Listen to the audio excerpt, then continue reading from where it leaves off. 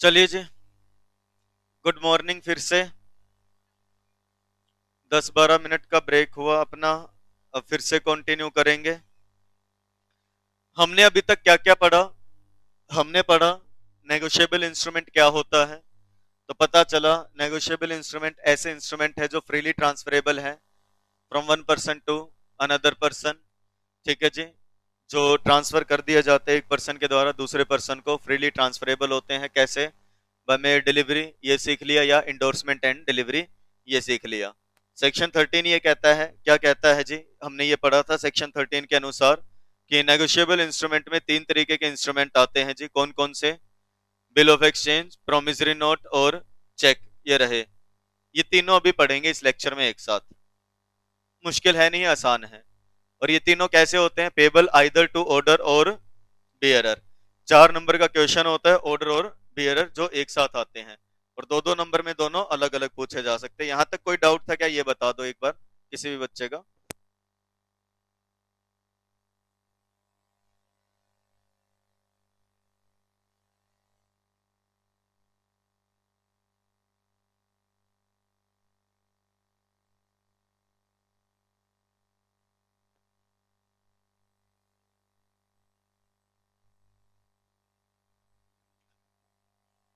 देखो भाई, negotiable instrument का मतलब क्या है ये पढ़ लिया था मैंने कल आपको, मतलब अभी लास्ट लेक्चर में ये नहीं करवाया था। अब समझ लो बस।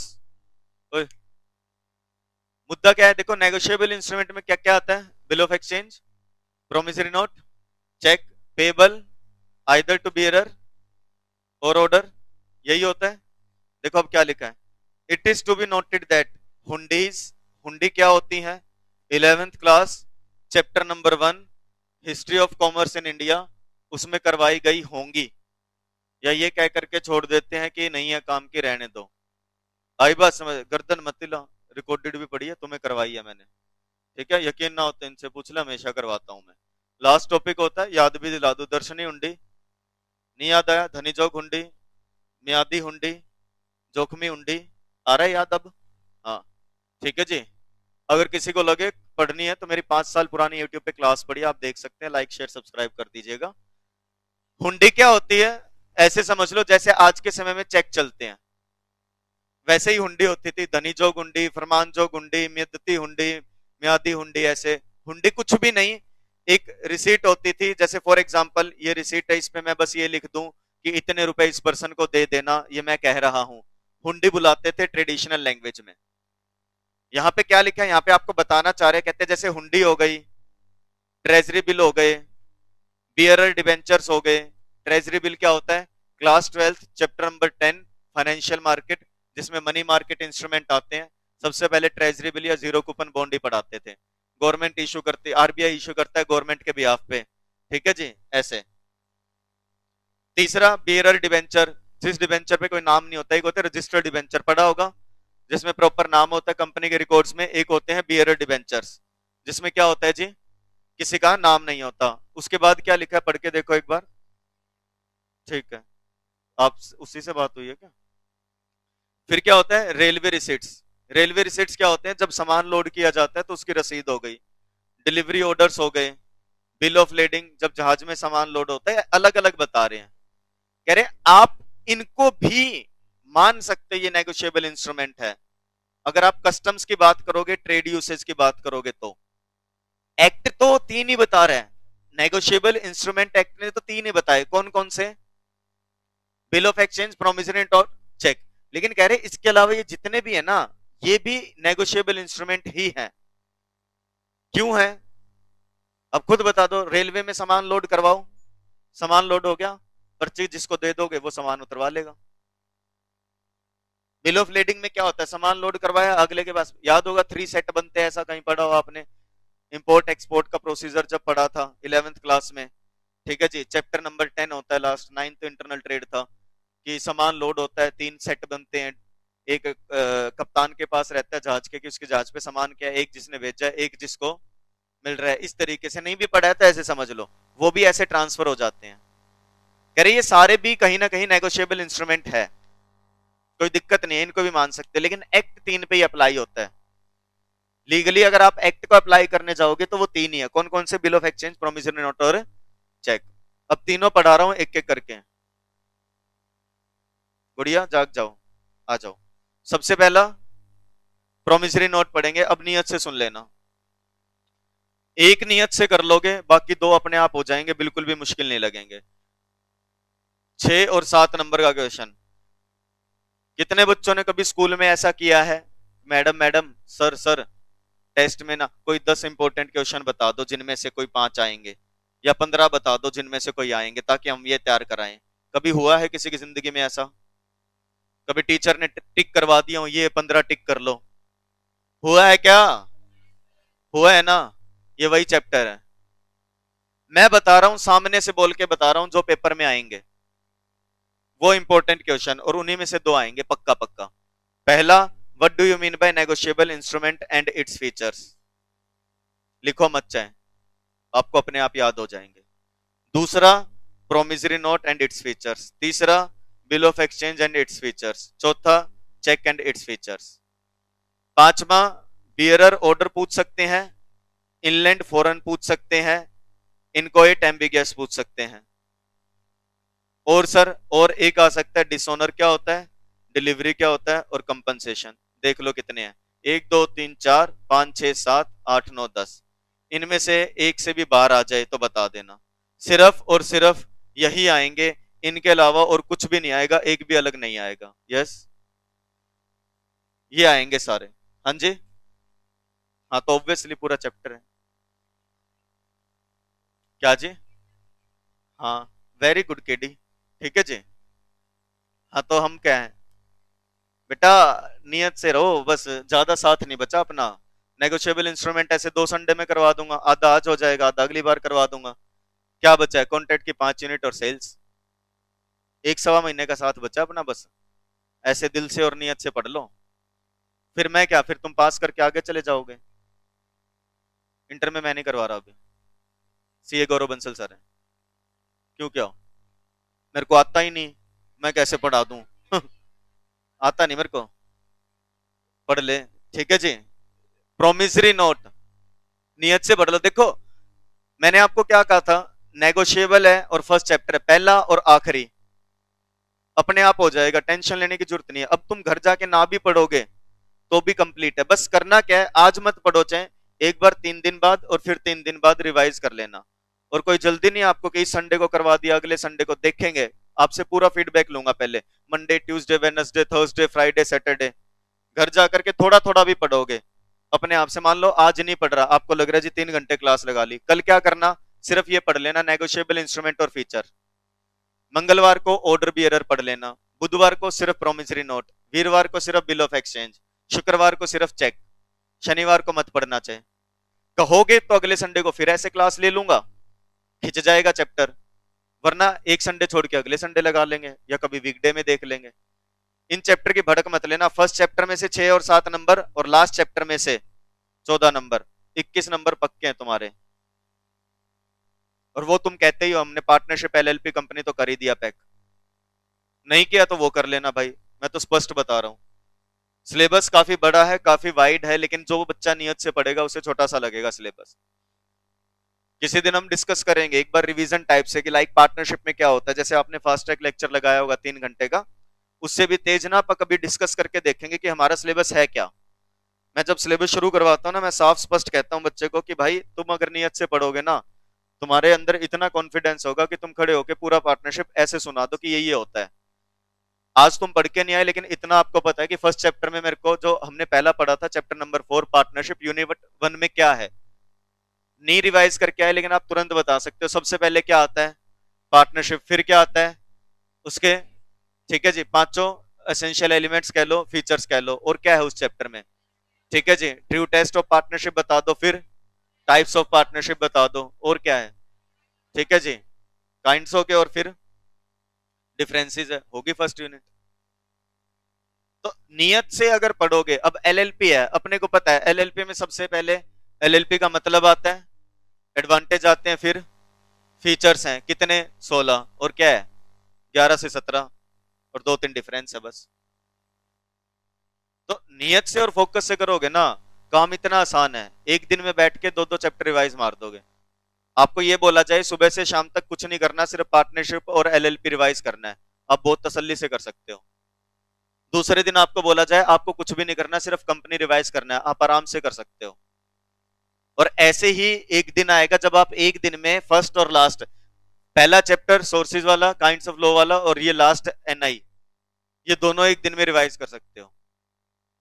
तो एक समय आपको ऐसा दिखेगा कि मेरे को सिर्फ 7 दिन चाहिए, मैं पूरा लो बहुत मजे में रिवाइज कर सकता हूं। लेकिन वो 7 दिन बचेंगे कब, जब हमारा सिलेबस बहुत टाइमली पूरा कर लेंगे हम।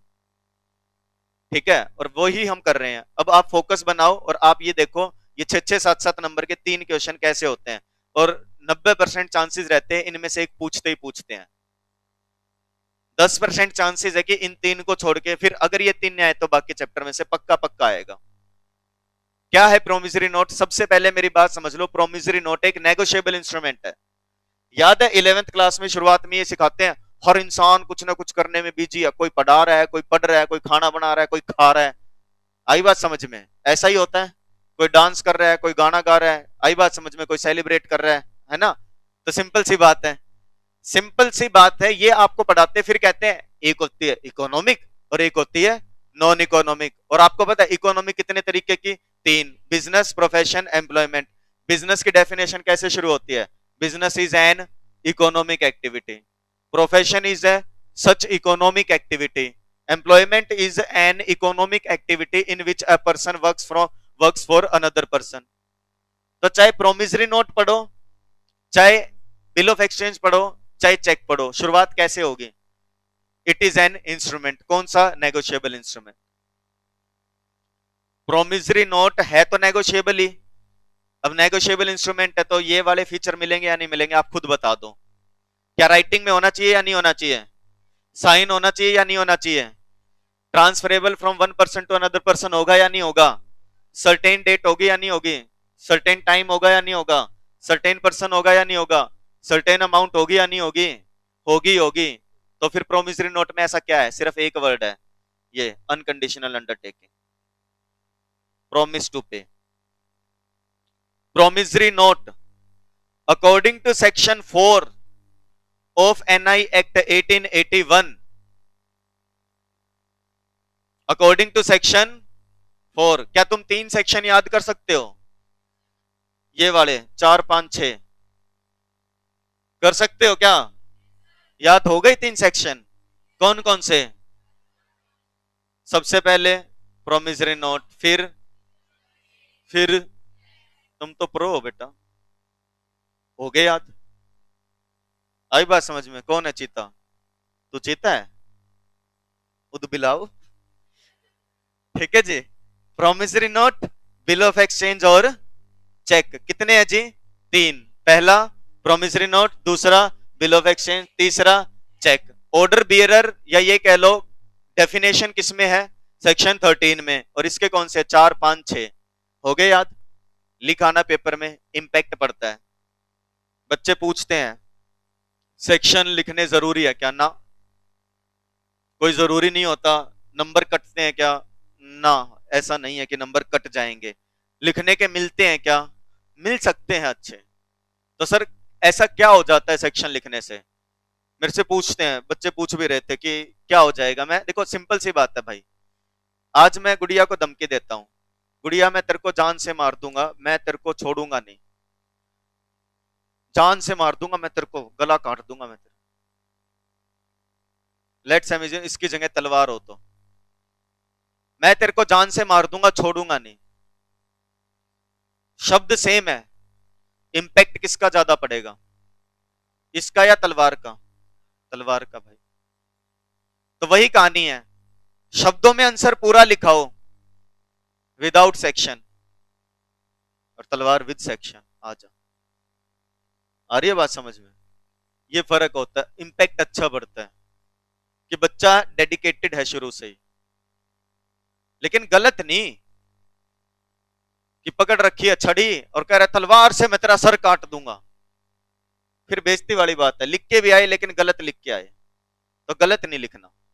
तो according to section 4 of NI act, याद करके जाने क्लास में ही, प्रोमिसरी नोट क्या है? Promissory note is an instrument पता ही है, in writing, containing N unconditional undertaking, undertaking मतलब वादा करता हूं। Promise to pay, promissory note में क्या होता है, प्रोमिस टू पे, अरे नाम ही क्या है, promissory note, promise, promise sorry promissory, promise किया है जिसमें, प्रोमिस टू पे होता है, इसमें अनकंडीशनल अंडरटेकिंग होती है। आई बात समझ में? देखो कैसे, ऐसे आओ फटाफट से। अब हम क्या पढ़ रहे हैं, बोलो फटाफट से। सेक्शन बताओ पहले, सेक्शन 4 किस चीज का, प्रोमिसरी नोट। ये चक्कर है, इतना सा है बस, यो चक्कर है। ये ओ भाई एक नोट लिख के देने लग रहा है, किस थी, इस भाई थी। मेरा क्या लिखा है, आई प्रोमिस टू पे, ये खुद कह रहे हैं मैं वादा करता हूं, टू पे ₹100, किसको, टू, यो कौन है, मिस्टर ए, यो कौन है, मिस्टर बी। अमन भौमिक को कह रहा है I promise to pay ₹100 to mister B. Certain person हो गया, टाइम पीरियड, अब या तो ये लिख दूं after 3 months from today, after 1 month from today, या क्या लिख दूं, on 11 June 2026, certain amount, certain sum, certain time, certain person. I promise to pay mister B a sum of ₹100 on 11 June 2026, और अमन साइन कर देता है। जो बना रहा है वो क्या कहलाता है, maker. Make, the person who makes promissory note is known as maker. और ये मैं बता चुका हूं, ये कौन है बता दो तुम खुद। बिल्कुल सही जवाब, ये कौन है, पेई, जिसको पैसे मिलेंगे वो क्या है, पेई। ये मत कहना आपने ही सिखाया था, OREE होता है, ये मेकर है, ये मेकी है। आई बात समझ में? ऐसा नहीं है यहाँ पे, ये मेकर है, जिसको पैसे मिलते हैं वो पेई होता, हमेशा मेकर वर्ड यूज होता है। हो गया प्रोमिसरी नोट, कोई डाउट है तो बता दो, यही है बस। A promissory note is an instrument in which a person gives a, makes a, क्या, unconditional undertaking to pay a certain sum of money to certain person after a certain time। बोलो, आ रही है क्या बात समझ में? यही है बस, और कुछ नहीं होता प्रोमिसरी नोट। बियरर हो सकता है प्रोमिसरी नोट, बियरर, दिक्कत है कोई, हो सकता है रिद्धि, हो सकता है, अगली हाँ कह रही है, यानी कि कल को लिख सकता है, ये लिख सकता है ऐसे, आई नहीं, मैं लिख सकता हूं, कोई और क्यों लिखेगा, मैं लिखूंगा आई promise to pay a sum of ₹500 to bearer. दिक्कत है कोई, क्या दिक्कत है, हिंदी में बोल के दिखाऊं, मैं धारक को ₹500 देने का वचन अदा करता हूं। सुना सुना लगा क्या कुछ, आई promise to pay a sum of ₹500 to bearer, कहां लिखा है, नोट पे? तुम में से किसी के पास नोट है? मैं फिर अमीरी दिखाऊंगा, फिर घबरा जाओगे। ये लिखा हुआ है नोट पे, ठीक है जी। तेरे पास गणी है अमीरी, ले दिखा कितनी अमीरी है, कहाँ है अमीरी?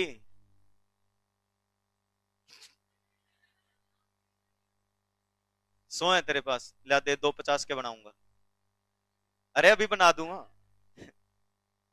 500 का हो ना किसी के पास तो बात करा करो, नू कोने है के, झूठ तो कितना ही बुलवा ले, दिखा,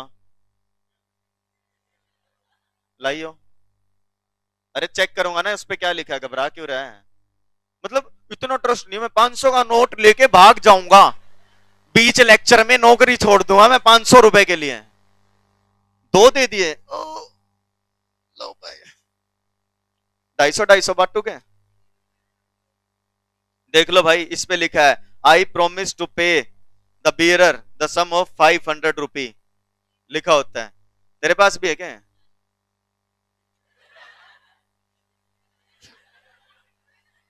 सच्ची सहेली, इसीलिए कहा था बेटा मैंने। इस पे भी लिखा है रे, सब पे लिखा है, तेरे वाले पे भी चेक करेगा। ला दे दे बेटा। देखो 500 रुपए के लिए मैं नहीं भागता, लेकिन जब बात 1500 पे आ जाए। सही में लिख रखा है भाई। चलो अगर किसी को लग रहा है भी मेरे को नहीं दिख रहा है इस पे, 500 का नोट। बाकी मैं चाहता हूं तुम्हारी कोई पार्टी पुर्टी हो जिसमें गौरव भी डांस करे, सुजल भी डांस करे, भौमिक भी। इसके लिए तो मेरे पास गाना भी है गौरव के लिए। हाँ नहीं गा नहीं सकता, सुना सकता हूं मैं तो, लेकिन सिर्फ डांस गौरव ही करेगा उस गाने में। नहीं एक बार आप ये प्रॉमिस टू पे देख लेते हैं ना। ये देखो भाई ऐसे लिखा होता है, एचडी से एचडी फोटो, ये लिखा हुआ, I promise to pay the bearer the sum of 500 rupees. यानी कि, और साइन भी है गवर्नर साहब के। यानी कि गवर्नर साहब, तुम्हारे पास भी है क्या 500? उधर भी है 500, सारे 500 के लेके बैठे हो। मेरे पर्स में किसी दिन 500 का नोट होता है ना भाई सब, मैं घबराया रहता हूँ बिल्कुल ऐसे। और इतने अगर हो जाए 1500 2000, बाउंसर रख के घूमू मैं तो।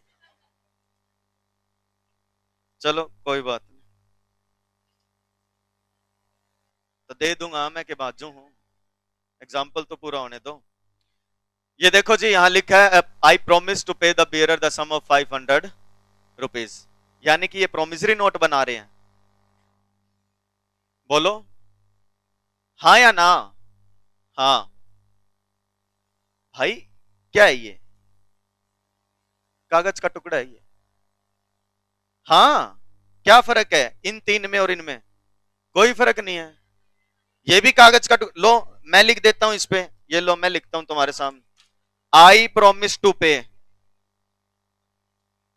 आई promise to pay the bearer, खीखी मत करो, रुक जा, I promise to pay the bearer the sum of 500 rupee, और ये कर दिया तेरा भाई ना साइन।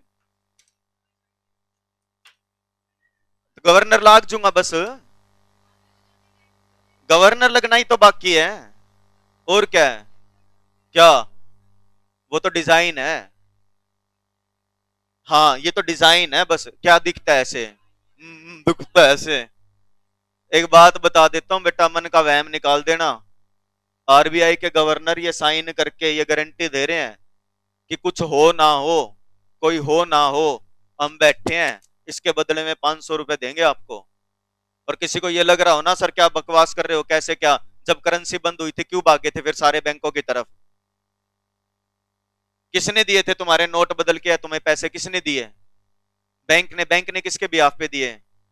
गवर्नमेंट। गवर्नमेंट यानी कि आरबीआई, गवर्नर, इसलिए नोट बदले थे। आज चले जाओ, सुनील सर के पर्स में पड़े हैं, 1000 का नोट है, पूछ के देख लियो क्यों कौन चाल है। ये कह रही थी ना गांधी चले गए, उस पर नहीं लगे गांधी जी?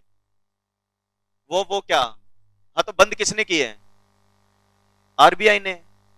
गवर्नमेंट क्या है? आरबीआई। आरबीआई कहता है आज ये नोट है, मैं गवर्नर लग जाऊं, मैं कह दूंगा ये रहा, मेरे साइन, इसके बदले में 500 रुपए की वैल्यू मिलेगी आपको, रुपए मिलेंगे 500 इसके बदले में। पर मैंने लिख दिया ना 500, तो यही 500 है। आ रही है बात समझ में? सिंपल सी बात है, जिस दिन लीगल टेंडर कैंसिल कर दिया उस दिन नहीं है। और तुम्हें क्यों लग रहा है क्यों मिल रहे हैं इस पे? ये लिखा क्यों है 500 500, इस पे आगे पीछे 500 500 ना लिखते, रंग से समझ में नहीं आ रहा ये 500 का है। गुलाबी है तो 2000 का है, ऑरेंज है तो कितने 200 का है। बोलो, नहीं समझ में आ रहा था? हरा आ रहा है तो 50 का, इससे समझ में नहीं आता। ये 50 का है, 50 का है यो। अच्छा स्काई ब्लू है क्या? ठीक, छोरिया है भाई, कुछ भी कह सकते हैं, इस बेबी ब्लू कह दे मानना पड़ेगा। छोरी तो तुम भी, तो इसी चीज पे अड़ गए ना, ये तो स्काई ब्लू है, कोई बात नहीं भाई, स्काई ब्लू है भाई, स्काई ब्लू है। ठीक है जी, 50 का है, इस चीज पे नहीं मानना। जरूरत है क्या इस पे 50 लिखने की? ये लाइन क्यों लिखी है? आई प्रोमिस टू पे, इसीलिए लिखी है भाई कि मैं धारक को 500 रुपए देने का वचन अदा करता हूं, तो मैं धारक को 50 रुपए देने का वचन अदा करता हूं। रुपए रुपए ही तो है ये। ठीक है जी, क्या बेटा, क्या लगा, रीजन क्या है? या इकोनॉमिक्स की क्लास तो चलना रही, अब तू फिर फॉरेक्स की भी दे दे, कह दे भाई सब डॉलर भी आता है ऐसे तो। अब बोल, गोल्ड रिजर्व होता ही है। मैं जो चीज बता रहा हूं वो, ये लाइन लिखी है, ये प्रोमिसरी नोट है, बियरर वाला है ये। और अगर ये लोग बना रहे हैं और मैं बना रहा हूं, फिर फर्क क्या रह गया हमारे बीच में? समझे? इसीलिए देखो मेन पॉइंट, अब ध्यान देना सारे। अ promissory note is an instrument in writing containing an unconditional undertaking signed by the maker to pay a certain sum of money only to or to the order of a certain person or to the bearer of instrument। bearer को भी दे सकते हो पैसे, मैं बना सकता हूं bearer, कोई मनाही नहीं है, लेकिन जैसे ही थोड़ा सा आगे चलोगे ना, एग्जाम्पल के बाद आपको इसमें बताया जाएगा, अभी इसीलिए बता रहा हूं, वैसे आगे बता देता। बियरर बनाने वाला, ये देखो, a promissory note can not be made payable to the bearer, क्यों? Section 31 of Bank of India Act, RBI Act जो अब है, ओनली द रिजर्व बैंक और the central government can make और issue promissory note payable to bearer, सिर्फ उनके पास power है। तो ये जो मैं बना रहा हूं ना, आई प्रोमिस टू पे, ये चाहे मैं 3 बना दूं, इनकी कोई वैल्यू नहीं है, मैं इन सब पे लिख दूं आई promise to pay, I promise to pay a sum of bearer, समझे? कोई वैल्यू नहीं रहेगी, समझे? मैं इनको फाड़ दूं, चाहे 2 टुकड़े कर दूं, कोई वैल्यू नहीं है इनकी, 2 टुकड़े कर दूं, कोई वैल्यू नहीं रहने वाली। लेकिन इधर से अगर मैं बात करूं, ये है, इन पे लिखा है, ये किसने बनाए हैं? आरबीआई ने बनाए हैं, इनकी वैल्यू है। अब अगर मैं ऐसा कर दूं, इनको फाड़ दूं,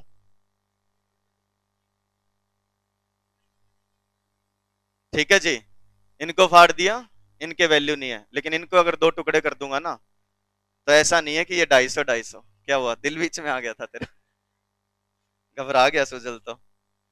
ठीक है जी, ऐसा नहीं है कि हाँ भाई ये 1500 है, बांट देता हूँ 750 750, इनको अगर ऐसे कर दिया ना 2 टुकड़े, फिर क्या है जी, वैल्यू खत्म हो जाएगी। लेकिन इनको अगर कर दिया, कोई वैल्यू थी नहीं, बिकॉज आरबीआई या सेंट्रल गवर्नमेंट क्या कर सकती है? इशू कर सकती है, क्या? प्रोमिसरी नोट, कौन से? पेबल टू बियरर वाले। आई बात समझ में? इतना ही था बस। 2 मेन बातें हैं, पहला अनकंडीशनल अंडरटेकिंग होनी चाहिए, और दूसरी मेन बात, पेबल टू बियरर सिर्फ आरबीआई या सेंट्रल गवर्नमेंट बना सकती है। इसीलिए ब्रैकेट में क्या लिखा है? Note being a bank note और अ करेंसी नोट। अब ये एक्सेप्शन आ गई। अब जो मैं तुम्हें कह रहा हूं ना कि है ये प्रोमिसरी नोट है, ये प्रोमिसरी नोट है, प्रोमिसरी नोट, लेकिन जैसे ही सेक्शन 4 में ये बात लिख दी, बस वो बैंक नोट या करेंसी नोट ना हो। क्यों? क्योंकि अब मैं इसको प्रोमिसरी नोट नहीं बुला सकता। पहली बात, बियरर को इशू करने की पावर किसके पास है? गवर्नमेंट के पास है। और दूसरी बात, सेक्शन 4 ने साफ लिख दिया, बस वो करेंसी नोट या बैंक नोट ना हो। क्यों? क्योंकि वो बैंक का नोट या करेंसी नोट है। इसको करेंसी माना गया हमारा, इसलिए ये रीजन है कि हम इसको क्या नहीं कह सकते? प्रोमिसरी नोट नहीं कह सकते। अन्यथा प्रोमिसरी नोट वाली सारी बातें पूरी है। प्रोमिसरी नोट क्या होता है? अनकंडीशनल अंडरटेकिंग, हाँ है अनकंडीशनल अंडरटेकिंग। प्रोमिस है प्रोमिस। बियरर है। सर्टेन सम ऑफ मनी है। कब? बस ऑन डिमांड लिखा हुआ है कि जब भी आप आओगे, कोई तारीख नहीं लिखी हुई, जब भी आप आओगे दे देंगे। सेक्शन 4 प्रोमिसरी नोट के बारे में सिखाता है, याद कर लेना। प्रोमिसरी नोट क्या है? Promissory note is an instrument जिसमें क्या है? राइटिंग में है, जिसमें क्या है? Containing N unconditional undertaking. ये वर्ड लिखना है, अनकंडीशनल अंडरटेकिंग। मैं जब बिल ऑफ एक्सचेंज पढ़ाऊंगा अभी, तो सिर्फ मैं एक वर्ड बदल दूंगा, अंडरटेकिंग नहीं बोलूंगा, ऑर्डर बोलूंगा, कि उसमें अनकंडीशनल अंडरटेकिंग नहीं होता, ऑर्डर होता है। तो promissory note is an instrument in which, या ये कह लो, promissory note is an instrument which contains unconditional undertaking, क्या? Signed by the maker to pay a certain sum of money. किसको? ओनली टू, अब इसको ऐसे पढ़ लो, only to the order of या ऐसे पढ़ लो only to a certain person. भाई ये ऐसे लिखे हैं, या तो टू या टू द ऑर्डर किसके, अ सर्टेन पर्सन। तो ये लाइन पता है कैसे पढ़ी जाएगी, only to a certain person, only to Bhaumik, या only to the order of Bhaumik, या फिर बियरर भी हो सकता है। सेक्शन 4 ने ऐसे समझाया प्रोमिसरी नोट बियरर भी हो सकता है, सर्टेन पर्सन भी हो सकता है, या to the order of certain person भी हो सकता है, अनकंडीशनल अंडरटेकिंग होती है। ये बना रखा है, जैसे लखनऊ में बना है 10 अप्रैल 2022 को बना है, ऐसे लिखा है 3 months after date I promise to pay Shri Ramesh, कौन है पेई, या उसके ऑर्डर पे कितने 10,000 रुपए फॉर द वैल्यू रिसीव्ड। बनाया किसने, राम ने। राम क्या है, मेकर। किसको वादा कर रहा है, रमेश को। रमेश क्या है, पेई। Certain person, certain time, certain sum of money, और साइन है यहाँ पे, राम साइन कर देगा अपने। ये है प्रोमिसरी नोट। कोई डाउट, कोई डाउट। प्रोमिसरी नोट में कितनी पार्टीज होती हैं, दो। पहली मेकर, दूसरा payee. The person who makes the promise to pay is called the maker, he is the debtor and must sign the instrument, क्योंकि इसने देने हैं पैसे। Payee is the person to whom the amount of note is payable. Example बनाया है, एक customer है, एक सप्लायर है। सप्लायर ने गुड्स दिए, कस्टमर ने बदले में प्रोमिसरी नोट इशू कर दिया।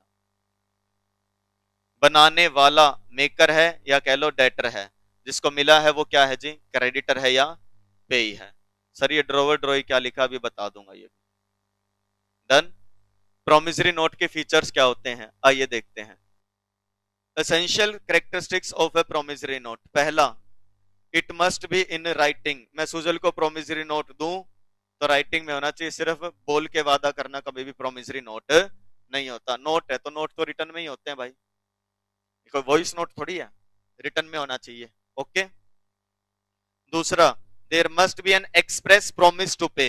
ये जो बोल्ड है ये पक्का लिख के आने, प्रोमिस टू पे कर दूंगा, इसका वादा होना चाहिए। ऐसा नहीं मैंने देने हैं, लाइक मैं कहूं मैंने सुजल के 500 रुपए देने हैं, ये तो सिर्फ मैं क्या कर रहा हूं, एक्नोलेजमेंट कर रहा हूं कि हाँ मैंने देने हैं। प्रोमिसरी नोट पता है किसको, हाँ मैं वादा करता हूं मैं देऊंगा। मैंने देने हैं ये प्रोमिसरी नोट नहीं है, मैं वादा करता हूं पे करूंगा, ये प्रोमिसरी नोट है। देखो क्या लिखा है, सिर्फ एक्नोलेजमेंट करना सफिशिएंट नहीं होता। Example 1, I acknowledge myself to be indebted to be in ₹1000 to be paid on demand for value received. जैसे मैंने क्या लिखा, मैं मानता हूं कि मैंने बी के 1000 रुपए देने हैं और जो कि मैं दूंगा जब मांगने आएगा, ये वैलिड है क्योंकि इसमें मैंने वादा कर दिया मैं देऊंगा जब मांगने आएगा। दूसरा, मैं ऐसे लिख दूं mister B I O U, इसका मतलब क्या है, आई बोलो ओ यू, यू मैंने देने हैं तुम्हारे। आई बात समझ में, वो नहीं है जो तुम समझ रहे हो। ठीक है जी, हाँ जो तुमने उसको बोला है। ठीक है जी, आई ओ यू मैंने तुम्हारे देने हैं, कितने बोलो भाई, 1000 रुपए। ये वैलिड प्रोमिसरी नोट नहीं है, इनवैलिड प्रोमिसरी नोट है क्योंकि यहाँ प्रोमिस टू पे नहीं है, ये सिर्फ एक्नोलेजमेंट है डेट की। आई ओ यू ये मतलब होता है इसका कि मैंने देने हैं तुम्हारे 1000, ये वैलिड प्रोमिसरी नोट नहीं है। ओके डन, सुधर जाओ जितने खुश हो रहे हैं। ठीक है जी, पहला राइटिंग में, दूसरा एक्नोलेजमेंट नहीं होनी चाहिए, प्रॉमिस टू पे होना चाहिए। गौरव आजा इधर वापस। ठीक है जी, पहला राइटिंग में, दूसरा सिर्फ एक्नोलेजमेंट ना हो, तीसरा प्रॉमिस टू पे should be definite and unconditional, संपूर्ण हो बिना किसी कंडीशन के हो। यानी कि देयरफॉर ऐसे इंस्ट्रूमेंट जो पेबल हैं किसी चीज के होने या ना होने पे, ऑन द हैपनिंग और नॉन हैपनिंग, ये प्रोमिसरी नोट नहीं होते। जैसे I promise to pay Sujal ₹100 if Sujal gets married ever. मैं सुजल को 100 रुपए देने का वादा करता हूं अगर सुजल की कभी शादी हो गई तो। ये एक ऐसा इवेंट है विच मे हैपन और विच मे नॉट हैपन। आई बात समझ में। हाँ बट मान लो मैं कोई ऐसी कंडीशन लगा दूं जो होनी ही होनी है, ऑर्डिनरी एक्सपीरियंस, जैसे I promise to pay Sujal a sum of ₹100 after the death of Salman Khan. Time is not certain, event is certain. एक ना एक दिन तो मृत्यु होगी ही होगी, ये वैलिड होता है। आ रही है बात समझ में? बोलो भाई। जैसे एग्जांपल, आई प्रोमिस टू पे भौमिक 500 7 दिन बाद after my marriage with C, ये प्रोमिसरी नोट इनवैलिड है। क्यों? मैरिज विद सी मे और मे नॉट हैपन, क्या पता डी के साथ हो जाए, जो तुम सोच रहे थे वो नहीं, क्या पता किसी और के साथ हो जाए। आ रही बात समझ में? बोलो। अब कल को निधीश कह दे आई प्रोमिस टू पे, ठीक है जी, Abhishek sir ₹500 after my marriage with a girl, जो स्पेसिफिक है। आ रही बात समझ में भाई? सीधी सी बात है, एक स्पेसिफिक गर्ल को ये कह रहे कि सर मैं आपको ₹500 दे दूंगा जब मेरी शादी इस लड़की से हो जाए, वैलिड नहीं है भाई। हो भी सकती है, ना भी हो। क्यों? बिकॉज अगर हो गई मतलब इसके साथ, और दूसरी चीज मुमकिन है क्या? हाँ बिल्कुल सही कह रहे हो। आई बात समझ में? भौमिक ले जाए, डन, ये इनवैलिड है। एग्जाम्पल 4, आई प्रोमिस टू पे टू भौमिक 500 आफ्टर डी की डेथ, डी की डेथ सर्टेन है, अनकंडीशनल है, ये वैलिड है।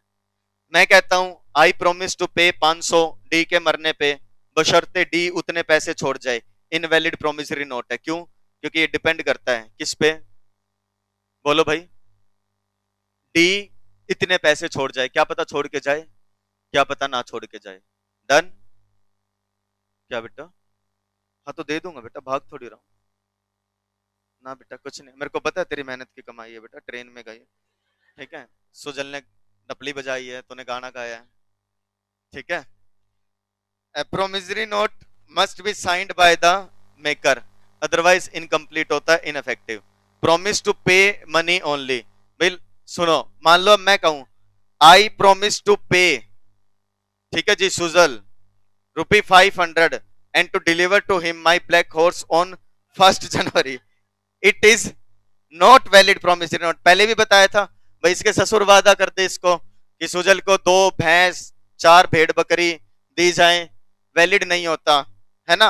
और कल को आप ऐसे कह रहे हो ₹500 भी दे देंगे, साथ में ब्लैक हॉर्स भी दे देंगे, ये वैलिड नहीं है, क्योंकि promisor needs to deliver it's black horse which is not है मनी। आई बात समझ में? Promise to pay money and money only, उसके अलावा किसी और चीज का अगर प्रोमिस होता है वो कभी भी वैलिड नहीं होता।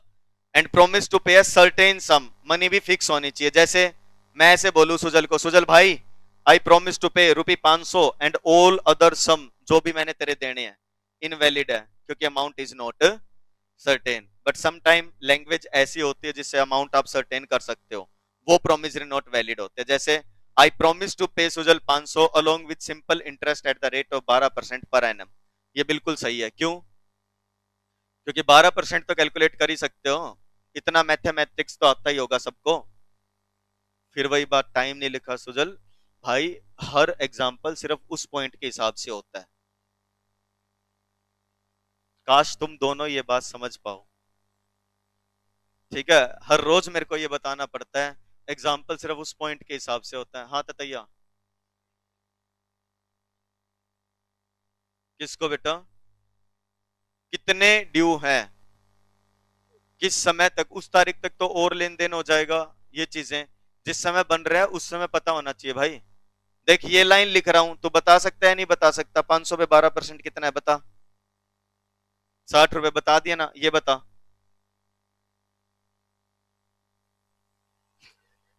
डन? तो यही चीज है भाई, द मेकर एंड पे मस्ट बी सर्टेन। मित्र आगे मित्र। हाँ जी। हाँ तो क्या बात होगी, निखिल तो डांस कर ले, तुम जाओ दोनों, ठीक है जी।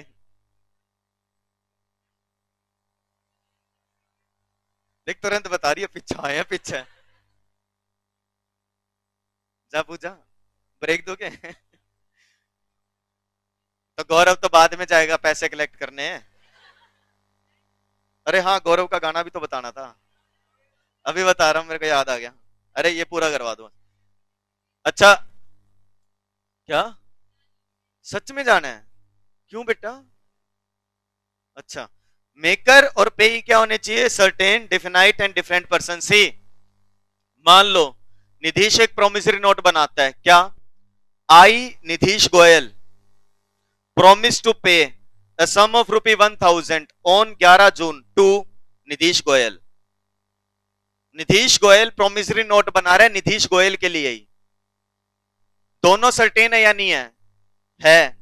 बट दोनों डिफरेंट पर्सन नहीं है। तो सीधी सी बात है भाई, मेकर और पेई सर्टेन और डेफिनाइट और डिफरेंट पर्सन होने चाहिए। एक पर्सन खुद को खुद ही पैसे देने का वादा नहीं कर सकता। और सेक्शन 31 क्या कहता है?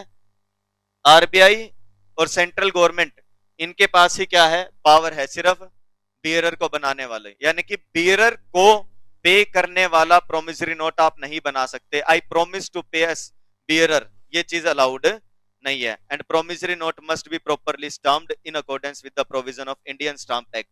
और ये स्टाम्प प्रॉपर कैंसिल भी होनी चाहिए। स्टाम्प कैंसिल कैसे होती है बता देता हूं, सामने देख लो। ये मान लो प्रोमिसरी नोट है या कोई भी डॉक्यूमेंट, ऐसे लगती है बेटा स्टाम्प। देखे हैं क्या स्टाम्प पेपर जो लगते हैं? एक तो इम्प्रेस्ड होती है बेटा स्टैम्प, जो प्रिंटेड आती है उसके ऊपर एनग्रेव्ड होती है। एक होती है एडहेसिव स्टाम्प, बातें बंद। देखो बच्चों, ये वाला तो है इम्प्रेस स्टाम्प, ये होती है एडहेसिव। देखिए क्या ये जो चिपकती है, क्या हुआ? बता चुका क्या मैं तुम्हें पहले ही? अरे मेरे को बस याद ही नहीं रहता, मैं कितना ज्ञान दे देता हूँ। चलो कोई बात नहीं। ये देखो, ये रही, दिख रही है क्या स्टाम्प लगी हुई है? ये बोलो भाई। ये तो इम्प्रेस्ड है बेटा, ये वाली।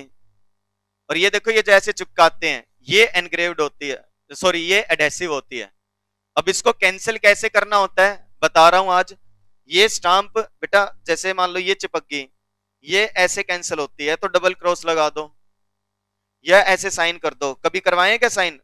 पासपोर्ट साइज फोटो चिपकाओ, आधे साइन इसके ऊपर आधे, क्यों? वो प्रूफ होता है आपने ही साइन किया, क्योंकि उसके बाद फोटो हटेगी तो साइन अप डाउन हो ही जाएंगे। सर मैं 4 लाइन लगा के क्रॉस कर सकता हूं? हाँ कर दे। सर मैं 4 लाइन लगा के क्रॉस कर सकता हूं? ऐसे कैसे? ऐसे 1 2 3 4। नहीं, ये यूज हो सकती है दोबारा। तो प्रोमिसरी नोट पे स्टाम्प लगी हो, स्टाम्प कैंसिल हो, कैसे? साइन कर दो, इनिशियल्स लगा दो, स्टाम्प लगा दो या किसी और तरीके से। ये प्रोमिसरी नोट होता है। एक बार फिर से बता रहा हूं, उसके बाद 2 मिनट का ही समय दूंगा, ज्यादा नहीं। प्रोमिसरी नोट खुद पढ़ना है, पहले मैं बता रहा हूं। पेपर में जब आएगा क्या लिखना है आपको? ये लिखना है, as per section 4 of NI act promissory note is an unconditional order. ये ऐसा इंस्ट्रूमेंट है जिसमें अनकंडीशनल ऑर्डर होता है, राइट? बोलो बेवकूफो, ऑर्डर नहीं होता, अंडरटेकिंग होता है, ध्यान दिया करो। एक छोटा सा शब्द आपके 6 नंबर खा जाएगा। ऐसे कैसे खा जाएगा? ऐसे ही खाएगा, बाकी फीचर तो सेम है लगभग। अनकंडीशनल अंडरटेकिंग होती है, signed by maker to pay certain sum of money to certain person to the order और टू ए सर्टेन पर्सन और to the bearer of instrument. और उसके बाद क्या बताते हैं? Bearer instrument, bearer promissory note can be issued by only RBI and central government. मुझे तो सर ये बता दो पेपर में क्या लिखूं? बेटा इतना लिखना है, ये चित्र मत बनाने बैठ जाना, सीधा लिख देना, there is 2 parties, one is maker who makes and second is payee who gets the payment. और फिर ये फीचर बताने हैं।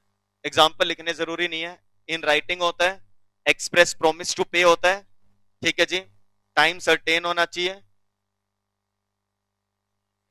ठीक है जी। Promise to pay money only होना चाहिए, साइंड बाय मेकर हो, सर्टेन सम हो एंड दोनों पर्सन डिफरेंट हो और स्टाम्प हो।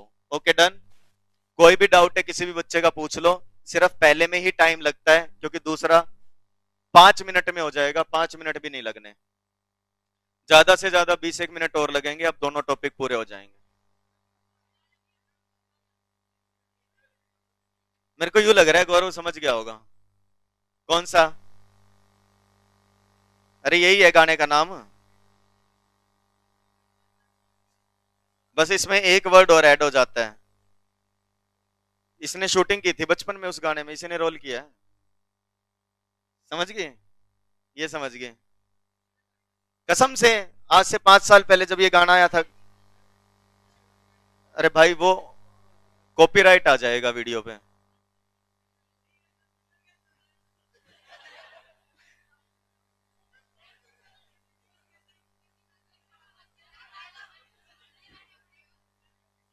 तो रूस जाएगा क्या ये बता? रुसेगा क्या, हाँ या ना? ना भाई ना, ना वो रूस रहा है ना राज हो रहा है। ओए लड़ाई नहीं। अरे नहीं नहीं नहीं, आ गया ना अपने वाड़ी पे। अरे ये दिन याद आएंगे, चल छोड़, क्यों रूस रहा है। ये है भाई वो गाना, 500 का करारा नोट।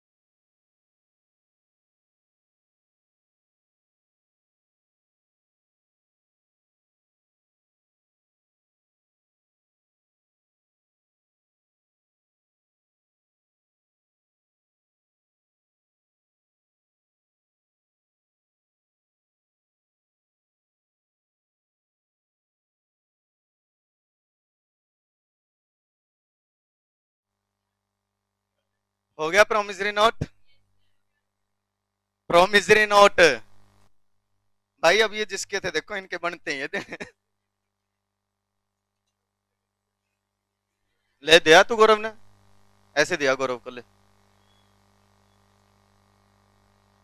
भाई, ये दिन याद आएंगे बैच के, और क्या बात है। रुसियो मत। ये तो अब इसने सीए शुरू कर दी। डन। पूछना है क्या कुछ? सुजल रुक जा बेटा, तू सेल ऑफ गुड्स एक्ट बचा हुआ है अभी तो। डन। डन। ये 2,000 रुपए दे दे, 500 तो कम बताए उस चीज के लिए। देखो, बिल ऑफ एक्सचेंज क्या होता है फटाफट से। अच्छा पहले मेरे को एक बार दोबारा से बता दो सारे, आने वाले 5 से 10 मिनट में बिल ऑफ एक्सचेंज पूरा कर देंगे, फोकस बनाए रखना। लेकिन उससे पहले एक बार प्रोमिसरी नोट रिवाइज करवा दो जल्दी से। क्या था प्रोमिसरी नोट, जल्दी जल्दी बोलो। सबसे पहली बात, इंस्ट्रूमेंट है। दूसरी बात, कंटेन्स अनकंडीशनल अंडरटेकिंग। सबसे मेन बात, साइंड बाय मेकर। साइन कौन करता है? मेकर। किस चीज के लिए? टू पे। क्या?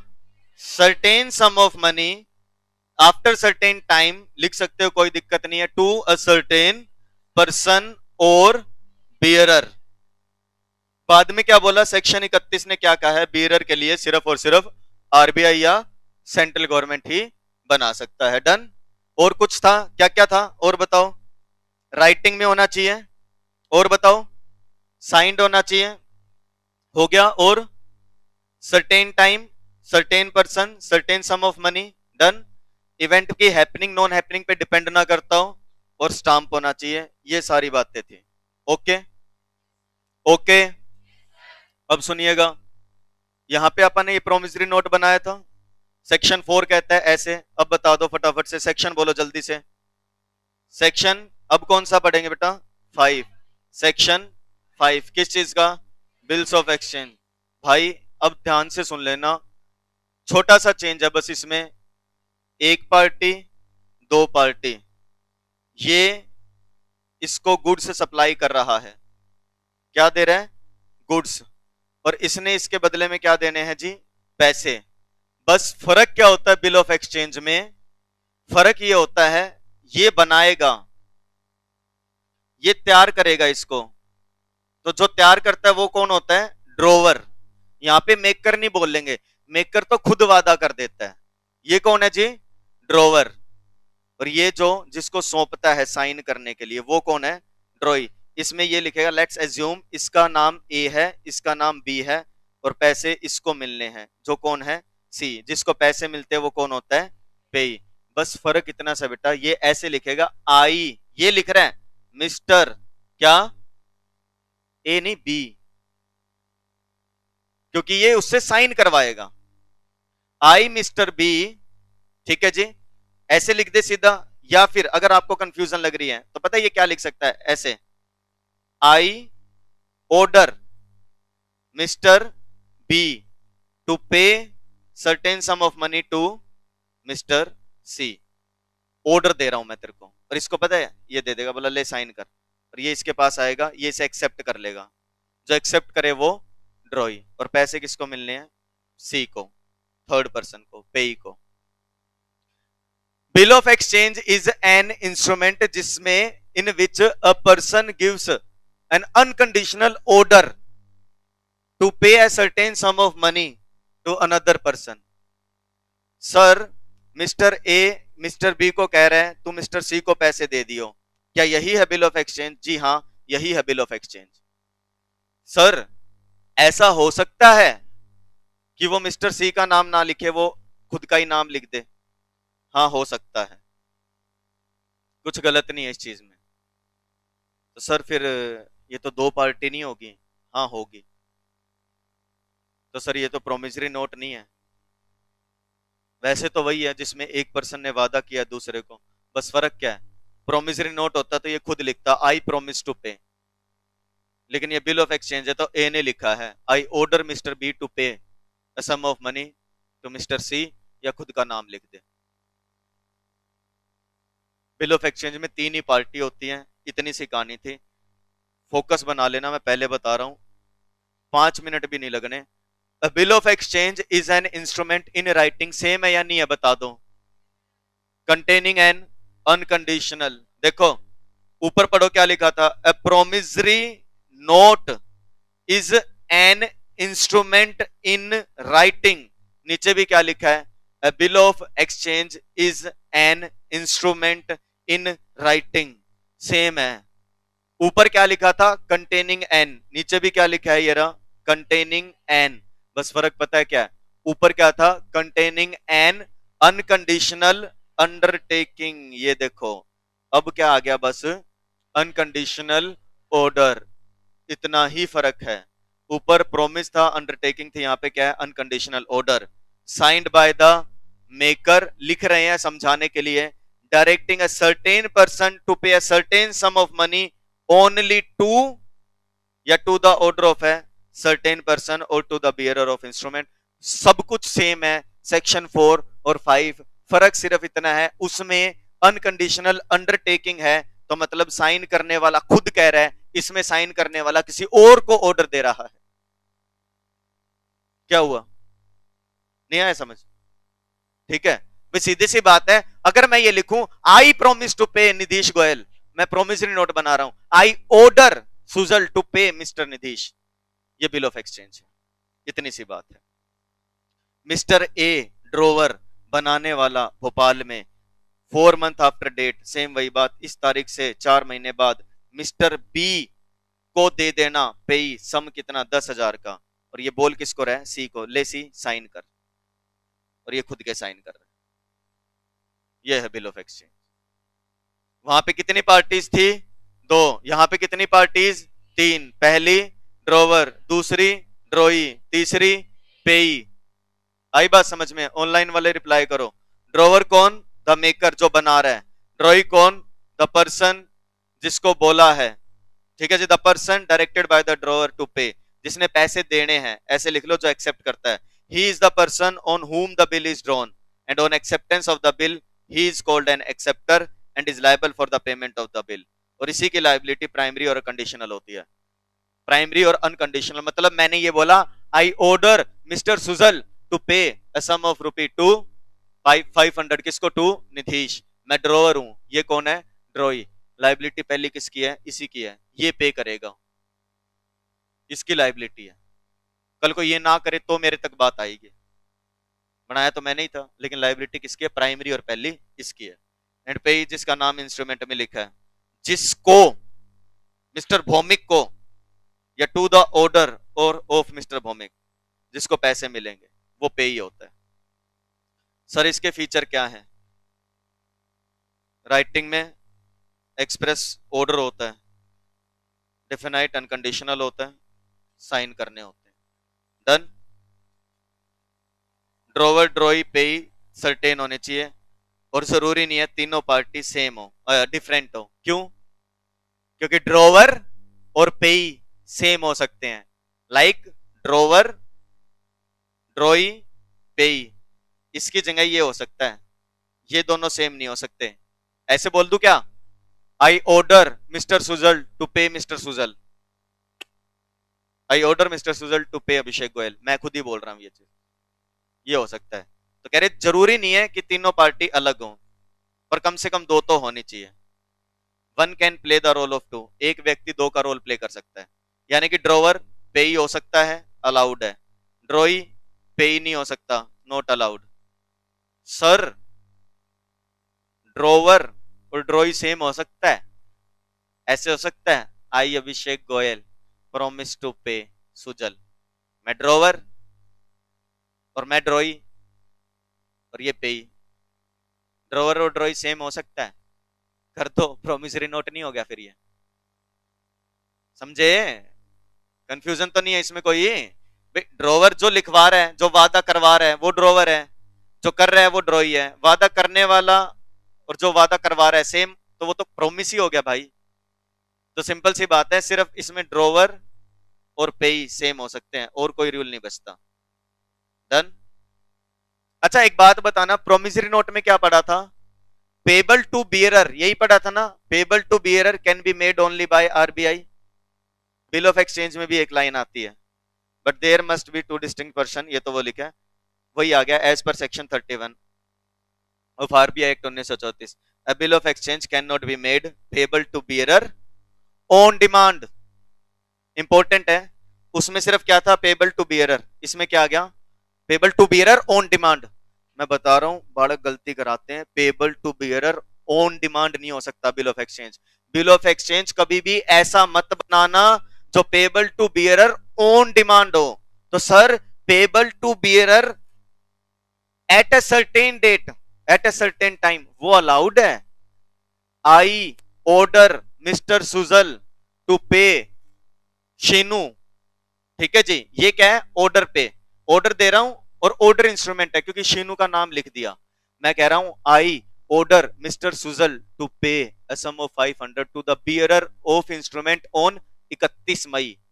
ये वैलिड है, ऑर्डर दे रहा हूं, तो बिल ऑफ एक्सचेंज है, सुजल ड्रॉई हो गया, पे किसको करे? बियरर को, 31 मई को, फिक्स टाइम है, अलाउड है। मैं कह रहा हूं I order mister Sujal to pay a sum of 500 to the bearer on demand. जब भी कोई मांगने आ जाए अलाउड नहीं होता। सर डिफरेंस बता दो, थोड़ा सा हमें लग रहा है भाई। पहला डिफरेंस, ये रहा प्रोमिसरी नोट, ये रहा बिल ऑफ एक्सचेंज। पहला डिफरेंस अनकंडीशनल अंडरटेकिंग, दूसरा अनकंडीशनल ऑर्डर। सर दूसरा डिफरेंस और बता दो। दूसरा सिर्फ इतना ही है, पेबल टू बियरर नहीं हो सकता, और इसमें क्या लिखेंगे? Payable to bearer on demand, ये नहीं हो सकता। यही दूसरा डिफरेंस है। यानी कि आप ऐसे नहीं बना सकते on demand pay to the bearer the sum of rupee 500 for value received, ये इनवैलिड बिल ऑफ एक्सचेंज है। हाउएवर एक बिल ऑफ एक्सचेंज जो पेबल ऑन डिमांड है और जिसमें नाम लिख दिया वो वैलिड है। लाइक मैं ऐसे लिख दूं पे आई ऑर्डर सुजल टू पे शीनू, आई बात समझ, शीनू ऑन डिमांड, शीनू को पैसे दे देना ऑन डिमांड, इसमें पर्सन सर्टेन हो गया, नेम ऑफ पे ही बता दिया, ये वैलिड है। ऑन डिमांड पे टू ए और द ऑर्डर सम ऑफ 500, ये वैलिड है। पर आपने लिख दिया on demand pay to the bearer, ये सही नहीं होता। अमाउंट सर्टेन होनी चाहिए, सिर्फ पैसा होना चाहिए, स्टाम्प लगी होनी चाहिए, बिल्कुल सेम है। सर ये प्रोसेस कुछ भी नहीं है, एग्जाम्पल, जैसे ऊपर नहीं था एग्जाम्पल, ये एग्जाम्पल नहीं था क्या? इसने इसको गुड्स दिए, इसने इसको प्रॉमिस कर दिया, गुड्स प्रॉमिसरी नोट, बोलो, तो यहां पे भी तो यही हो रहा है। यूं मत सोचना ये प्रोसेस है, एग्जाम्पल दिया है। सैम ने बिल बनाया, क्यों? क्योंकि गुड्स बेचे किसको? रीटा को। फिर बिल ऑफ एक्सचेंज बनाया, बिल ऑफ एक्सचेंज किसको दिया? रीटा को। रीटा ने एक्सेप्ट कर लिया। अब मैच्योरिटी पे रीटा पेमेंट कर देगी किसको? जिसके नाम पे भी बिल बना था। अब सैम ने अपना ही नाम लिखा था तो सैम को पेमेंट हो जाएगी, ट्रांजैक्शन पूरी, डन।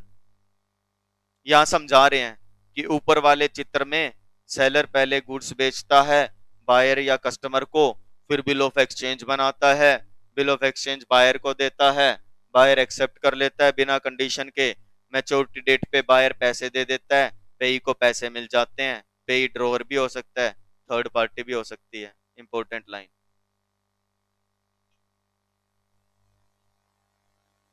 सर आपने दो करवा दिए, दोनों रिवाइज तो करवा दो, आओ तुम कह रहे हो तो रिवाइज करवा देता हूं। प्रोमिसरी नोट क्या होता है? बिल ऑफ एक्सचेंज क्या होता है? सबसे पहली बात, सेम सेम क्या है? दोनों ही नेगोशिएबल इंस्ट्रूमेंट है, दोनों ही राइटिंग में होने चाहिए, दोनों ही स्टाम्प होने चाहिए, दोनों ही सर्टेन पर्सन होने चाहिए, दोनों में ही सर्टेन सम होना चाहिए। फिर अलग क्यों है? सबसे पहले मैंने हमेशा सिखाया है कभी भी डिफरेंस लिखो मीनिंग लिख के आओ। पहला, promissory note instrument in writing है तो सेम ही तो है, bill of exchange instrument in writing है। कंटेनिंग है, हाँ कंटेनिंग है, एन है, एन है, अनकंडीशनल है, अनकंडीशनल है, लो। अंडरटेकिंग है, ऑर्डर है, बाकी सेम है। Signed by the maker, signed by the maker to pay a certain sum of money, to pay a certain sum of money only to और to the order, to और to the order of certain person और to the bearer, और to the bearer, बिल्कुल same है। बस इसमें bank note और currency note include नहीं करते हैं। ओके। नेचर क्या है? ये वादा है, जो किया तो निभाना पड़ेगा। ये ऑर्डर है, निभाना नहीं है, मानना है बेटे। आई बात समझ में? ऐसा। इसमें दो पार्टी होती हैं, उसमें तीन पार्टी होती हैं। इसमें मेकर पे ही कहलाते हैं, उसमें ड्रोवर ड्रोई पे ही कहलाते हैं। बोलने को कई बार इसको ड्रोवर बोल देते हैं और इसको मेकर बोल देते हैं बोलने के लिए। इसको एक्सेप्ट करने की नीड नहीं है। क्यों नहीं है? मैं वादा करता हूं तो मैं वादा कर रहा हूं, सिंपल है। इसको एक्सेप्ट करवाना पड़ता है। ओके। ये पेबल टू बियरर नहीं हो सकता, वो payable to bearer on demand नहीं हो सकता। It can not be payable to bearer on demand. वैसे हो सकता है payable to bearer on certain date, but payable to bearer on demand नहीं हो सकता, अलाउड ही नहीं है, क्या करें। डन? डन? पूछना है कुछ? Anyone wants to ask anything? अब कोई ऐसा बच्चा, सर मेरे को तो जाना ही जाना पड़ेगा, मेरी ट्रेन है, मेरी बस है, घर जाना है, वो घर से कर लेना क्लास जब ऐड करूं। और लगता है नहीं सर कोई ऐसा सच बात नहीं है, 10-15 मिनट की बात है, 12:30 ही लिखा था मैंने। हाँ वो है, वैसे लिखने के लिए होता है ताकि आपको ऐसा ना लगे। ठीक है, 10-12 मिनट की और बात है, मैं ये कंप्लीट करवाऊंगा। एक बार पहले रिवाइज कर। हाँ गुड़िया, क्या बेटा? बिल ऑफ एक्सचेंज में, ताकि पेमेंट मिल जाए। आपके इसमें है ही नहीं सिलेबस में, आगे आएगा। क्या कह रहे हो? वो 2 दिन का टाइम देना, वो तीसरे दिन तो पेमेंट होती है ना, आएगा अभी। इंस्टॉलमेंट्स में होता है, अगर कोई बिल या कोई ऐसा है जिसकी पेमेंट टुकड़ों में होनी है तो आपको सामने वाले को 48 घंटे का टाइम देना पड़ता है और एक्सेप्ट करने के लिए भी। क्योंकि बेटा देखो जर्नल लिखा भी है एक्ट में, और वैसे भी देखो आप बोलते हैं ना 1-2 दिन की तो देर सवेर हो सकती है, क्या बात होगी, इसलिए होता है। आराम से दोनों देख लो, कोई डाउट है तो पूछ लो। और बिल ऑफ एक्सचेंज अच्छे से पढ़ लेना, क्योंकि जिसने बिल ऑफ एक्सचेंज पढ़ा है चेक उसी को समझ में आएगा और यूं समझ में आ जाएगा। क्योंकि मैंने सिर्फ एक ही बात बोलनी और आप कहोगे बस हो गया। क्या बेटा, मैक्सिमम कितना टाइम किस चीज का? अच्छा आप अभी मैं कितनी देर पढ़ा सकता हूँ ज्यादा से ज्यादा? 12 से 15 मिनट। झूठ नहीं बोलता बेटा मैं, है बेटा। 2 से 3 मिनट का ग्रेस पीरियड, और ये वहां से काउंट होगा बेटा जब तुम ये पढ़ लोगे, डाउट ले लोगे। हाँ बोल दो पिताजी को कि 45 पे आ जाना, तो 12 से 15 ही है।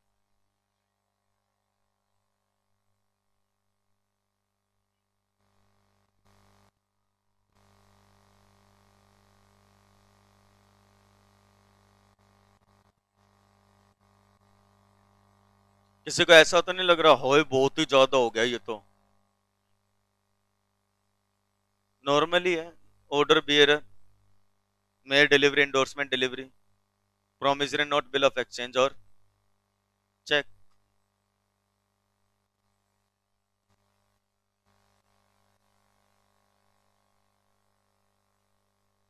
हाय गौरव, ऑटोग्राफ प्लीज।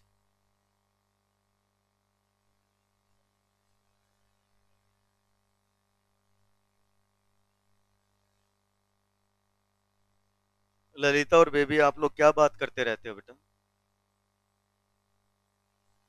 अच्छा आप इतने स्टडी कर लो, मैं एक बार आपके साथ के साथ अटेंडेंस कर दूं, फिर मैं घर फोन करवाऊंगा कि आज आपका बच्चा नहीं आया।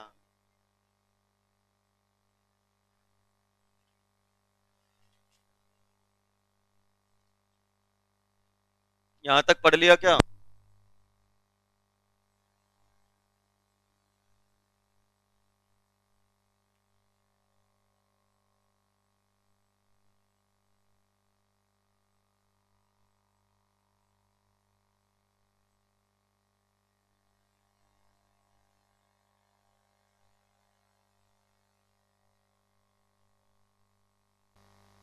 हाँ भाई, अब चेक के बारे में बात करेंगे। बच्चों फोकस करो जल्दी से। सेक्शन बताओ, सेक्शन। तुम तो बिना पढ़ाए बता देते हो भाई, किस चीज का? ओ तेरी का, मौजी कर दी। एक बच्चा फटाफट से उठ जाओ जिसको पता है चेक कैसे शुरू से लेके एंड तक बता दो। एनीवन? हाँ बताओ ना, क्या आप ऐसे कर रहे थे? अच्छा, एनीवन जो शुरू से लेके एंड तक, बिल्कुल जल्दी। हाँ उठ, बता। बोलता रहे, मैं बनाता रहूंगा, ये जो बोलेगा मेरी तरफ देख लो, उसको रहने दो। मैं रिपीट कर रहा हूं, हाँ शुरू से।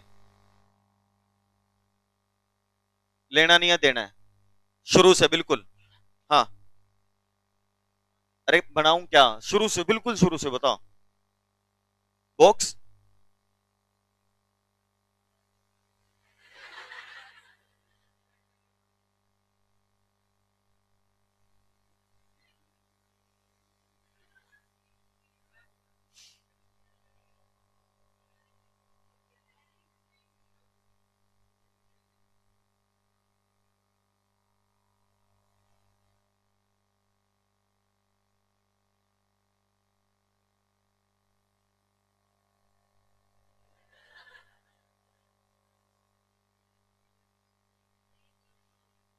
ऐसे थोड़ी होता है, आप बता ही नहीं रहे ढंग से। उठ जाओ। और मैंने ये नहीं कहा चेक का चित्र बनवा दो, जो तुम दोनों लगे हुए ना, इतना बड़ा सा रेक्टेंगल बनाओ, उसमें डेट लिख दो, नाम लिख दो। प्रोसेस बताओ शुरू से लेके एंड तक, क्या लगता है कैसे काम करता है चेक? बैठ जा, मैं बताता हूं। मैं साक्षात आप सबके सामने। सबसे पहले एक इंसान होगा ऐसे, अरे बस, पागल दिल जीत लिया था ने। ओहो, बस सबसे पहले एक इंसान होता है, ऐसे मैं बता रहा हूं, जानना है तो देख लो भाई। शुरू से, जब मैं कह रहा हूं शुरू से बताओ बिल्कुल। नहीं बेटा, उसके माँ बाप का ब्याह होगा पहले।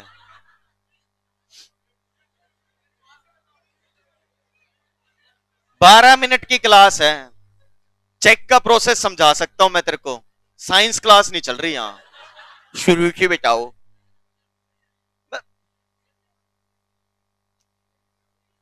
निधीश, यहीं से शुरू कर लूं अब। सबसे पहले एक इंसान होगा, कौन? निधीश। वो जाएगा बैंक के पास, ऐसे सुनाते हैं बेटा, ऐसे। कोई भी बैंक का नाम बताओ, है? और भी। एक्सिस बैंक, चलो भाई, निधीश है तो निधीश अपनी मर्जी से बताएगा जो भी। सबसे पहले एक इंसान होता है, अब सुन लो सारे, ऐसे बताते हैं। कौन है वो? निधीश। किसके पास जाएगा? बैंक के पास। कौन सा बैंक है जी? Axis bank. और यहां जाके क्या कहेगा? ये लो 5 लाख रुपए, चेक दो नहीं, ये लो 5 लाख रुपए, मेरा अकाउंट ओपन कर दो। सबसे पहले बैंक अकाउंट ओपन होता है। जब बैंक अकाउंट ओपन होता है तो ये इनको साथ में, इसके मांगने पे एक इसको चेक बुक देता है।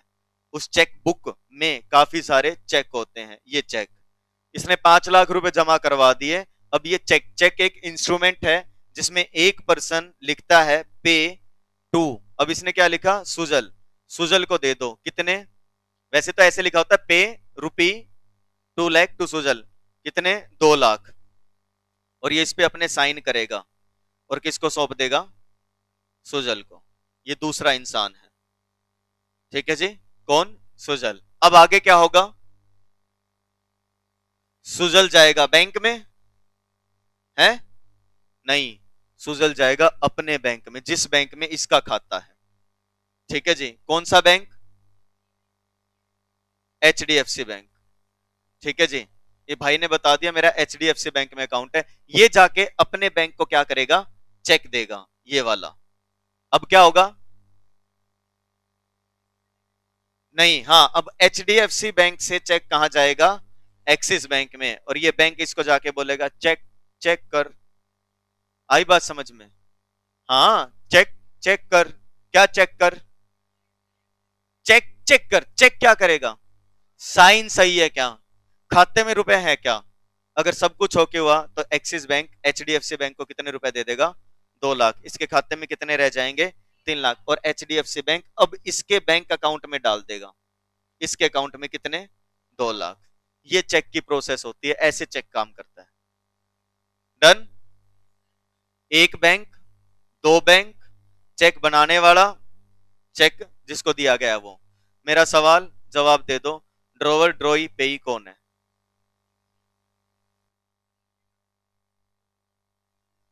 क्लास पूरी है फिर। ड्रोवर ड्रोई पेई कौन है? Who is the drawer? Nidheesh is the drawer. कितने बच्चे एग्री कर रहे हैं?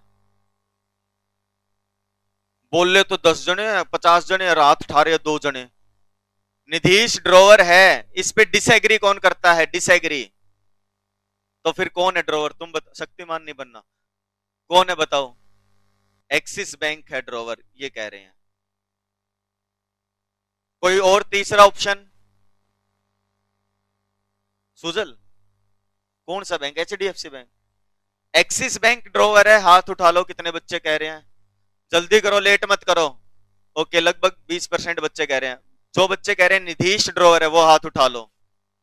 2 ही बच्चे कह रहे हैं। अरे तो भाई बचे हुए तुम बता दो, और है कौन ड्रोवर? यार हद है।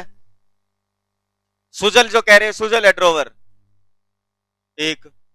और जो कह रहे हैं HDFC बैंक का drawer.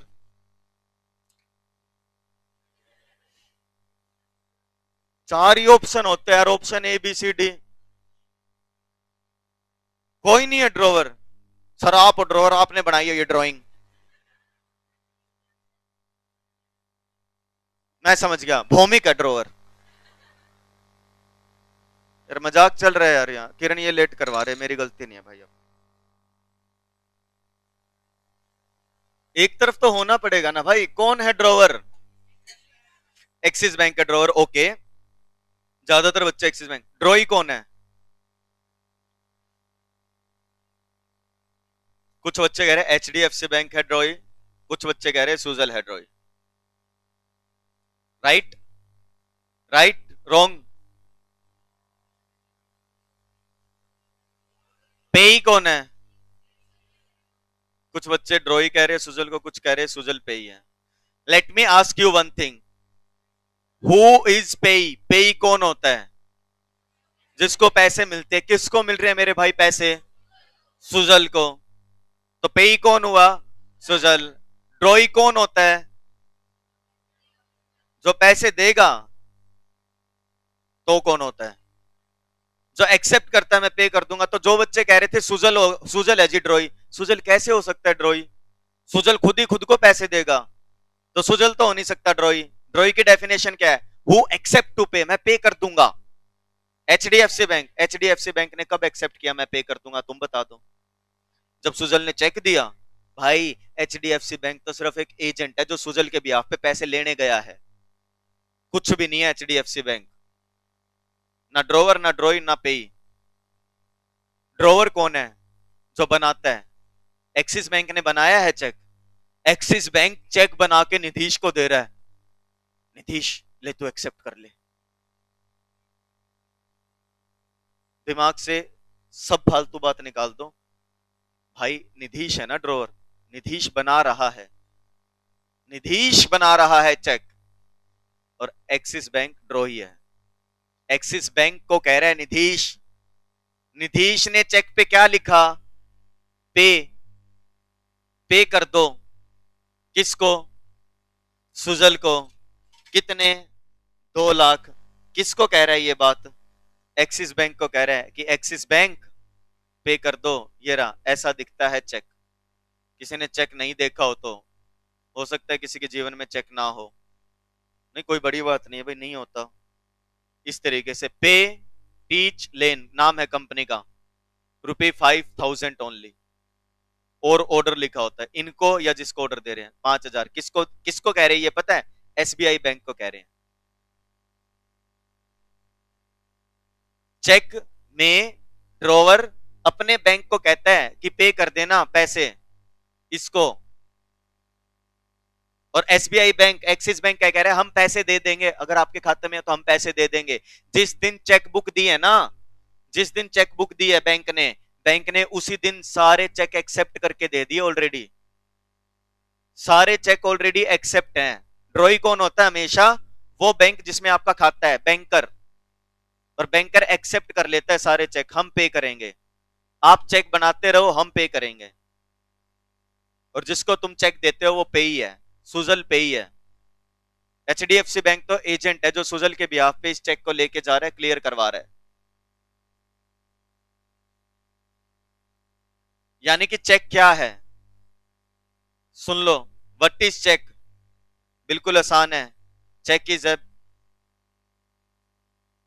Bill of exchange. Drawer drawee pay, बात खत्म। चेक एक तरीके का बिल ऑफ एक्सचेंज ही है। क्या है cheque? It is a kind of bill of exchange. बस इसमें 2 कंडीशन है। कितनी? 2। पहली, always drawn upon bank. Cheque को हमेशा एक्सेप्ट कौन करता है? बैंक। बता दो, नीतीश को आज नीतीश चेक बना दे और मैं एक्सेप्ट कर लूं। Cheque is always drawn upon a banker, पहला रूल। और दूसरा, ऑलवेज पेबल ऑन डिमांड। यह इसको ऐसे बोलते हैं, एक्ट में ऐसे लिखा है, which is not payable otherwise than on demand. Demand के बिना पे नहीं होता। आज सुजल को चेक दे दूं, पेमेंट कब मिलेगी बता दो? जिस दिन सुजल जाके बैंक में जमा करवाएगा। जब तक आप बैंक में जाके पैसे नहीं मांगते ना, ये लो चेक, तब तक पैसे नहीं मिलते। Cheque is always payable on demand. Cheque is always payable on demand. बस हो गया पूरा, यही है cheque. Cheque is a kind of bill of exchange which is always drawn upon banker and which is not expressed to be payable otherwise than on demand.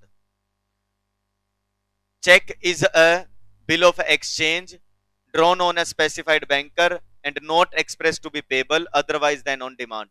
जिसकी payment नहीं होती बिना डिमांड किए. गुड़िया उरा जा, सब बाद में डिस्कस करांगे. ये होता है चेक. चेक कागज का होता है, पता होगा, चेक देखा होगा सबने. आजकल आप ऑनलाइन भी बना सकते हो, इसीलिए लिखा है it includes the cheque in electronic form. और पता है पहले क्या होता था?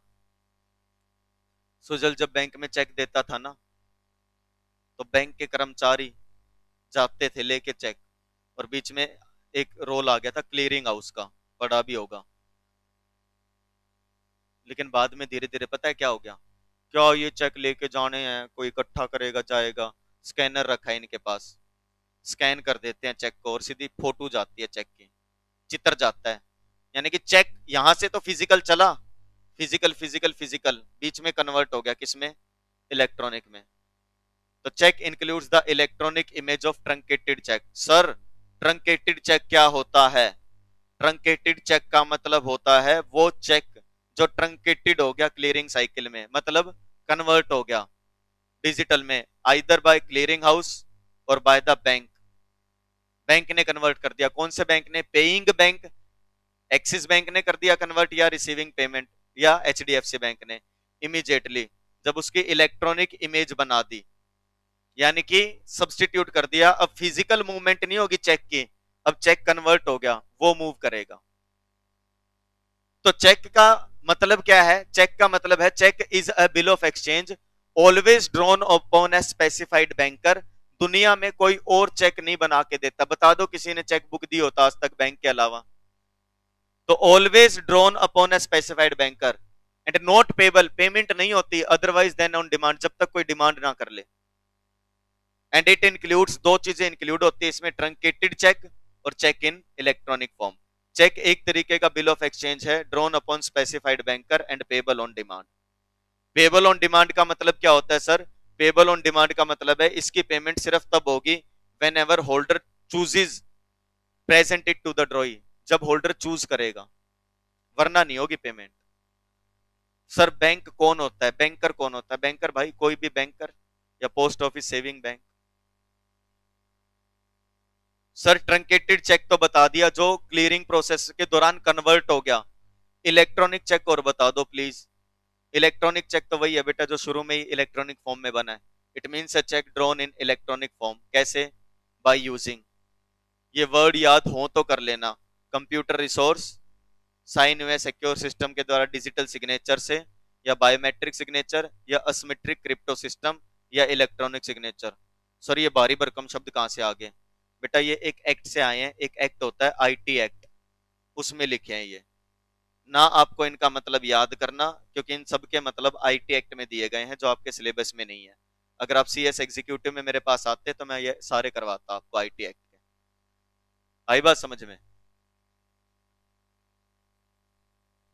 चेक का मतलब क्या होता है? चेक एक तरीके का बिल ऑफ एक्सचेंज है, ऑलवेज पेबल ऑन डिमांड है, ड्रॉन अपॉन स्पेसिफाइड बैंकर है. ये दो बातें हैं. तो सर बाकी बाकी बातें ये सेम है बेटा, ये रहा, ये सारी बातें सेम है, क्योंकि बिल ऑफ एक्सचेंज है तो मतलब राइटिंग में होना चाहिए, एक्सप्रेस ऑर्डर टू पे होगा, डेफिनाइट अनकंडीशनल होगा, ड्रॉवर साइन करेगा. बोलो ड्रॉई हमेशा कौन होगा? बैंक होगा, सर्टेन पर्सन होगा, मनी ओनली होगा. चेक पे कोई लिख सकता है क्या पे दो काटड़े दो मैस? ना भाई, अकाउंट में डिपॉजिट है क्या तारा? स्टाम्प्ड, ये रूल अब बदल गया है. पहले चेक पे स्टाम्प ड्यूटी लगती थी, ईयर 2002 के आसपास बंद कर दिया था. चेक पे कोई स्टाम्प ड्यूटी नहीं लगेगी. डन. ये सेल्फ कर लेना चाहे क्लियरिंग हाउस का मतलब क्या होता है और इनका मतलब क्या होता है. ओके, तो 5 और 6 अगर एक साथ पढ़ोगे तो पता चलेगा बिल ऑफ एक्सचेंज एक नेगोशिएबल इंस्ट्रूमेंट है, राइटिंग में है, इंस्ट्रक्शन थर्ड पार्टी को देते हो कि तुम क्या कर देना जी, ये पैसा पे कर देना फ्यूचर डेट पे या डिमांड पे. और देखो 5 और 6 को एक साथ पढ़ोगे तो क्या लिखा है? कह रहे 5 में बिल ऑफ एक्सचेंज बताया है जो क्या क्या होता है, और वही रहा, चेक क्या है? चेक भी तो एक बिल ऑफ एक्सचेंज ही है, बस ये बैंकर पे बनता है and always payable on demand होता है। ये चेक की फोटो दी गई है, चेक कैसा कैसा दिखता है, ऐसा ऐसा दिखता है। अपन ने एचडी में रंगीन फोटो देख ली है एसबीआई के चेक की। चेक में कितनी पार्टी होती है बेटा? तीन। पहला, ड्रोवर, जिसका बैंक अकाउंट है, जो चेक बना रहा है, यानी कि हु मेक्स द चेक, और इसी की लाइबिलिटी है सबसे पहले। ड्रॉई हमेशा हमेशा हमेशा ही कौन होगा? Bank. The specific bank on whom cheque is drawn, और ये पेमेंट करता है उस चेक की। And in case of cheque, drawee is always banker. ये अभी नहीं पढ़ना आपको। एंड पेई कौन है बेटा? The person named in the instrument, जिसका नाम, जिसके फेवर में आपने चेक बनाया है, जिसको पैसे मिलने का ऑर्डर दिया है, वो पेई होता है। और पेई कौन होता है बेटा? ड्रॉर हिमसेल्फ, यानी कि निदेश ये भी लिख सकता है, पे टू सेल्फ। सेल्फ का चेक सुना है क्या? खाते से पैसे निकलवाने हो तो सेल्फ का चेक भी लेके जा सकते हो, इसीलिए लिखा है। ड्रॉवर भी हो सकता है, कोई और भी हो सकता है। तो चेक में एक पर्सन जो बनाता है वो ड्रॉवर होता है, जिसको बोला है वो ड्रॉई होता है। और यहाँ पे लिख दो always a bank, always specified banker. ड्रॉई के केस में क्या होता है? Always banker. डन। एंड पेई, जिसके लिए चेक बनाया है। और जो पेई है उसके बैंक को पेई मत बुलाना भाई। चेक के फीचर्स क्या हैं? बिल्कुल सेम है बेटा। According to definition of cheque under section 6, a cheque is a species, एक तरीके का बिल ऑफ एक्सचेंज ही है। बस इसमें वो सारे फीचर हो जो बिल ऑफ एक्सचेंज में होता है। इसके अलावा दो और होते हैं, specified banker and payable on demand. ये जो दो फीचर हैं यही चेक को बिल ऑफ एक्सचेंज से अलग बनाते हैं, अन्यथा ये तो सेम हो जाते हैं। एक चीज और बता दूं,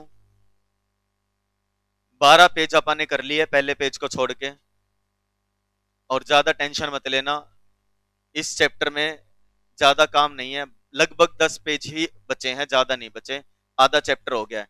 हाँ, आप देखोगे जब इस चैप्टर को तो आपको ये देखने को मिलेगा, ये चैप्टर है 50 पेज का, लेकिन उसमें केस स्टडीज वगैरह और चीजें दी गई। डन। आधा हो गया है, आधा है बाकी, किसी दिन संडे को कर लेंगे। आज के लिए इतना ही। अभी जो बच्चे डाउट लेना चाहते हैं इस चैप्टर के, आराम से रुकें, रिवाइज करें, मैं यहां हूं, आप आराम से रिवाइज कर सकते हो। जिसको जल्दी नहीं है, मैं यही कहूंगा बेटा 15-20 मिनट जो आज पढ़ाया है। क्या पढ़ाया है? पहला क्वेश्चन, नेगोशिएबल इंस्ट्रूमेंट क्या होता है, डेफिनेशन, उसके फीचर। दूसरा, order bearer, order certain person या एंडोर्समेंट फुल होती है, बियरर ब्लैंक होती है या बियरर लिखा होता है। Done. Promissory note, bill of exchange, cheque, section 456। समय है तो आज रिवाइज कर लो यहीं बैठ के, नहीं है तो प्लीज घर जाके 20 मिनट रिवाइज कर लेना, 15 से 20 मिनट ही लगेंगे, पैक हो जाएगा चैप्टर। ओके, आज के लिए इतना ही, मिलेंगे अगले लेक्चर में। Till then bye bye, tata and take care, thank you, that's it for the day.